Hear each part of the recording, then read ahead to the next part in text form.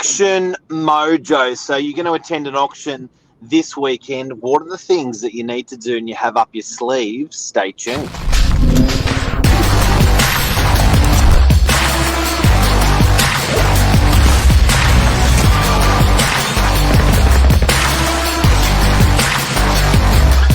I'm the ringleader, so listen up.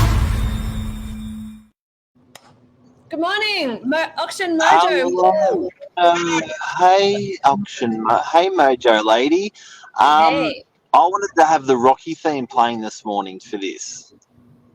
Oh, that would have been a good idea. Come in strong and hit it live with a bang. We can sing it instead. Pumping yourself up for auction. But I've got to admit, I'm still not comfortable with it. I don't think I know we've done it lots, but as a seller, as a buyer, as an agent, it's quite like this is a huge transaction. I think if you look at it internationally, auctions, the way we run auctions, even in America, is foreign. To turn up and buy something on the day, it just doesn't happen in sort of most, if not 95% of the countries in the world. This is a system that's a very good system in Australia, and it's a little bit of an aggro system. So it is nerving. Like you are buying it literally then and there, $500,000, $1 million, 1.5, whatever it may be. That's scary stuff. It really is, and that's why we were both talking and thought it would be so good for anyone thinking to going to auction, whether this weekend, next weekend, or in the future. Break it down to basics, get down to scratch, and figure out how to find your auction mojo and how to go in strong at an auction. I mean, auctions are the best way to figure out the market value of your property. But if you haven't been to one and you haven't been experienced or exposed to that environment, it can be really confronting. It's a big one. So today is going to be what are we doing, Xanth? We're covering it more from the buyer's perspective. From the buyer's side, yeah. We've got a comment. Okay. Tip up. Bronnie, how are you? Bronwyn Clark, lovely lady. Okay, so we're going to an auction. We're going to go through 8 tips this morning. Tip number 1 that I've got is watch a stack of auctions. If you can get to auctions, make it a sport of attending auctions. Very good. You sort of watch the process, see the process. So even great because there's no pressure because you're not buying. So going physically to some auctions is a great idea. Some of the commercial agents have auction houses and they do auctions once or twice a month, and they are blasting through like 20, 30 properties. So keep an eye out on like Auction Works is a company that does a bunch of auctions in their auction house. Go to their auction house and just watch how these guys roll. That's my number 1 tip. In addition to that tip is watching these things on YouTube and watching these things on the agent's social media. So keep an eye out on their Instagrams because it's easy to find on an Instagram. Actually, even if you just use a search bar on Facebook or Instagram, you will be able to watch these agents and agencies and auctioneers perform. Tom Panos often has most of his Saturdays. He has 4, 5, 6 auctions, and he does them live. Watch. That'll give you a level of comfort. Such a good tip to watch them live. If you can't attend in person, to go and do your due diligence that way, just to get a look and feel for it. Watch them online. And I know here at Novak, we use Vic LaRusso a lot for most of our auctions. So if you're planning on attending one of our auctions, check his stuff out and see how he conducts them and what the feel is like for any of the properties that we're sending to auction as well. Big time. Even if you Google Vic LaRusso, he's also a presenter, a traffic. He does the traffic in the morning, so don't get it. He's the same guy, so don't get it mixed up. He's in the chopper doing the traffic. But just write that, and a lot of agents will have his name, auctioneer, and watch those auctions. Yeah, such Next a good tip. Tip number 2. Where are we at, Mark? Over to you in this one. I would say do your due diligence beforehand, read the contract of sale, see if there are any amendments that you want to make prior to going to auction. So you know what you're buying, you know the property, you know the contract, you know exactly what's entailed with that purchase. So when it comes to crunch time and the hammer's fallen, you know what you're buying. You know exactly everything about that property. Do the paperwork. So building inspection, strata inspection, the agents will generally have these available for you to buy them at a slight discount rather than you buying them off commissioning your own. So because they get a volume discount. So get those reports, read through them. Your lawyer will help you read through them. And that contract that you're going through, ask the agent for a draft contract. They will supply you that draft contract and get the terms and conditions in your favour. So your lawyer or conveyancer will step you through those terms and conditions. They will tell you if there's anything curling in there. 99% of the time there's nothing curling in there, but they'll just add some nice finishing touches to it. Yeah, agreed. Do the due diligence, do your legwork, not only in attending auctions or watching them, but also read through the paperwork. I know there's a lot to read, can be overwhelming, but that's why you have people, whether it's the real estate agents or your lawyer, conveyancer, solicitor, there to help you. Also, I wouldn't mind, and guys, this is absolutely for free, organise a meeting with your agent. The shit thing about agents is when you don't actually, you either have them on the telephone on a brief telephone call, or you have them at the open house and you're sharing that agent with 20 or 30 other buyers. Feel free to call the agent. This is probably the best advice I can offer on the whole thing. Feel free to call the agent and ask if you could have a meeting with them in relation to an offer. That will get you front and centre, belly to belly with the agent to ask all of your questions and also understand, you know, there's so many more senses when you're belly to belly. You've got touch, you've got eye contact, you've got tone, all that sort of stuff. To sit down one-on-one and get comfortable with the agent is going to take that IP over to the seller. So it's quite nice to get personal. It's belly to belly on the day in an auction environment, a little bit harder, but to get opposite that agent, perhaps try to make an offer prior to auction, costs you nothing. It's a free question. And sitting down with that agent for, you know, whether it's 5, 10, 15, 25 minutes, there's a beautiful thing to that. There's rapport being built. There's the agent understanding what you're trying to achieve with the property, where you're coming from. And he's going to pass all that IP. So it brings a little bit more emotion and empathy to the deal. So I think it's a great idea to have an offer meeting with an agent prior to the auction, just to get a feel of what's happening in the situation. Absolutely, and I couldn't agree more. And, you know, Novak, we're here 24/7, here to help everyone. And why wouldn't you? Like, if a buyer said, I want to come into the office for and have a meeting with you in relation to my offer, like what? It would be crazy not to take that meeting. Say no, right? You're just going to go, yep, great. You know, come on in, let's sit down, let's have a chat, and that's where you can have your sets of questions and talk about how you're feeling, what you're doing, where you're, everything. You know, anything that's on your mind. And I do have to say, if you don't ask for help, nobody will give you help.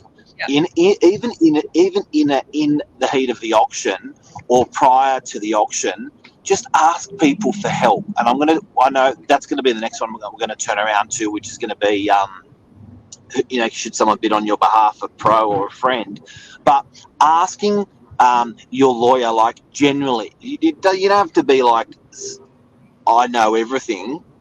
You can be like, I know nothing, Mr. Lawyer. Can you step me through? I know nothing, Mr. Real Estate Agent. Can you step me through? And if you open your heart, people will open theirs and they will help you. If you close it up and act like you know it all, everyone's like, well, they just know it all. Yeah, I agree. If you don't ask for help, who's going to know that you need help? Get out there, ask the questions. Ask for help, meet with your agent. And then, Mark, you had said you were segueing into asking for help and getting someone to bid on your behalf. So that's something else that you can do at an auction. Step number 4, you can actually elect someone to be at the auction present. If it's all too confronting and too overwhelming for you, you can have someone there bidding for you over the phone on your behalf. Yep. The agent can bid for you on your phone on behalf. You can normally watch it online digitally and then make a bid through the agent. You've got to have the right paperwork in place, so don't spring it on the agent at the auction. Prior, let them know you're not going to be attending. Yep. You can have a friend attend. Make sure you get the right paperwork in place. The agent will provide you the paperwork. You can have a real estate agent attend on your behalf. If you ask a real estate agent, often they will do it for free. Interesting. I didn't know that, actually. I've just learned something. I would have expected them to receive some kind of a cut, some kind of commission. No. Okay. I've attended countless amounts of auctions on behalf of friends, family, and clients. Again, how can you not help someone? As long as I don't have an open house at that time, I'd love, it's good also IP for the real estate agent. It's good practice for the real estate agent. It's good, the agent understands the process because they've been in those shoes before, so they can assist you in it. The agent wants to understand their local area more, so they turn up, they don't mind coming to the auction. So asking another real estate agent, it can be from that office or another office, not a bad idea. Yeah, very good idea. And then segueing into someone else bidding on your behalf, I think you really need to think about the strategy of your auction. Do you go in with a really strong offer, be front, center, fast and fierce, or do you want to kind of wait around in the lurches and kind of get a feel for the crowd, get a feel for the offers that come in, and then swoop in last minute as a bit of a dark horse? My advice on bidding style at an auction, can I just close off on people attending and bidding on your behalf? You can also pay a buyer's agent to bid on your behalf, a couple grand, and a buyer's agent will bid on your behalf as well. Okay, back to your question. So stop. Me personally, I like consistent. I like unemotional. However that looks to you. So whether your bidding is consistently $1,000 more than whatever the person's bidding ahead of you, or whether that's $5,000 more, or whether that's $25,000 more, what people often do is they give away where they're how much pressure they're under by how much they shrink their bidding. So they'll start off with 50,000 bids, and then they'll end up doing $25,000 bids, and then doing 5,000 and 1,000, and they'll be down to $100, $500 bids sometimes. Yeah. So I just like poker face, whatever that number is, just consistently bidding in that number, unemotional. I think you're not giving away your game. Yeah. And dress the part. If you feel like you will show emotion and you do become too overactive, again, enlist the help of a friend, wear sunnies, wear a hat, I don't know, go in disguise, incognito. Yeah, agents are doing a lot of social media. So if you don't want to be turning up on social media, bidding on a property, wear some sunnies and a cap. Good idea. Yeah. Next one. So I think we're up to number 6 now, tip number 6. Yep. Is this one my one? Yeah. When you are at the auction, don't forget you are expected to pay 10% deposit on the spot, and don't forget there's no cooling off. I know this is obvious to most people, but certainly not to all. You are buying that property on the day. So with that paperwork that we suggested earlier on in the segment, just make sure you're ready to rock and roll. Make sure you got your finance in place. Yes. Right? Make sure you got your legals in place. Make sure you got your check ready. Now, if you don't have a check, there are ways around it. Talk to your real estate agent. There's deposit bonds you can use at an auction. Electronic transfers you can do as well. So just make sure you got that money ready, and you are going to be potentially buying and partying on that day. Yeah, absolutely. Figure out your finances as you're doing part of your legwork. Couldn't agree with you more. Yep. Yep. What Can we about? talk about? Can we talk about red? Sorry. Can we talk about when what not to do at an auction? We absolutely can. I love these. Okay, so I want to talk about etiquette and respect in an auction, because sometimes I think it's coming from a nervous point of view. People lash out, or people say things they shouldn't quite say, Yes. and it works against them in an auction. And we've So seen this time and time again. I'll open up saying I think we're up to number 7, Yeah. humble in the jungle. Yeah, absolutely. Don't talk to any other bidders. Just keep to yourself, stick in your lane. There's no need to focus on anybody else and what their plan is. You're going in with your own strategy, your own etiquette, your own plan. Don't piss off anybody else, basically. You know what? There's no reason why you can't just share that moment with you and the auctioneer only. Keep your eye contact with you and the auctioneer only if you're uncomfortable. And I'll couple of stories we'll share with you. Yeah. One,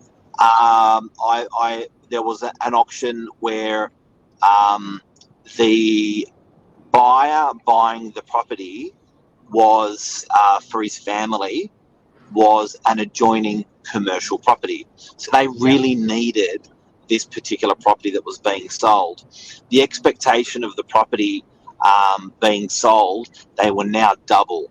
So from what it was guiding during the campaign, they were now spending double on the property and bidding for it. That's huge.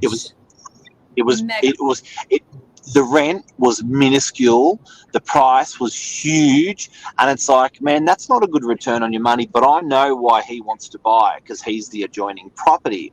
Now, here's where it derailed. Where it derailed was he shouted across the room to the other buyer, why the hell do you want to buy this property? Because he couldn't understand why this person was paying so much, because they didn't have that need or necessity that he had. And it was quite sort of bombastic. He embarrassed the other person who was bidding and forced them to controllably just keep bidding through the roof. Wow, that's crazy. So yeah, I think that all comes down tying into the etiquette, to sticking in your lane and sharing that moment with the auctioneer and yourself. You don't need to share it with the other buyers as well. You've come in with your own game plan, your own strategy. We know to bid consistently, consistent numbers, keep it unemotional, and go from there. Humble in the jungle, before we go, can you share your auction story? Your humble in the jungle auction story. Oh, one of my humble auction stories.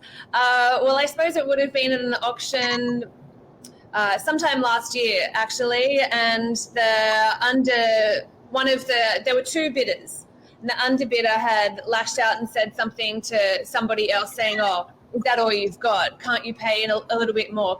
Just thinking he's a really big guy, big ego. He's got the winning bid at the moment. So his ego's up here, and just as the hammer was about to fall, the other guy swooped in and outbid him. And I spoke to the guy who bought it, and he actually word for word repeated what was said to him by the other bidder. And the words were, what are you going to do about that? And is that all you've got? So that resonated in a really, really sensitive time with that at the time, the underbidder. He said to me, and he had the ability to, like a ultra wealthy cat, had the ability to pay double for the property, and he said he was willing to pay up to 50% more for that property on the back of how embarrassed he was by that person. So guys and girls, when you're in an auction, don't think that you can to be confident that you have to do it by displaying that to the room, by character references, or people's financial ability and stuff. So I think humble in the jungle. Don't embarrass anybody. Yeah. That's a show. I think we've covered so much in the last 15 to 20 minutes. There is a lot to get through, and I hope that we have been able to really pare it back to basics and make people a little bit more comfortable with going to an auction. And on a final note, don't be afraid to start the bidding as well. If you are at an auction, a lot of the time people just stand around being like, what's happening? What's happening? What's happening? You know your finances, you know your budget, get in there and just make a start. Get the ball rolling at least. Just do it. Anthony, thank you very much. Everyone, I hope we helped you today. Feel free to share this show with friends or family that are going to be attending the auction. We certainly do. We always use these segments to share with purchasers that we're talking with in the marketplace to help them. And have a great day, everyone. Have a beautiful day. Thanks, Mark. See you guys. See ya. Thanks, Edge. Bye.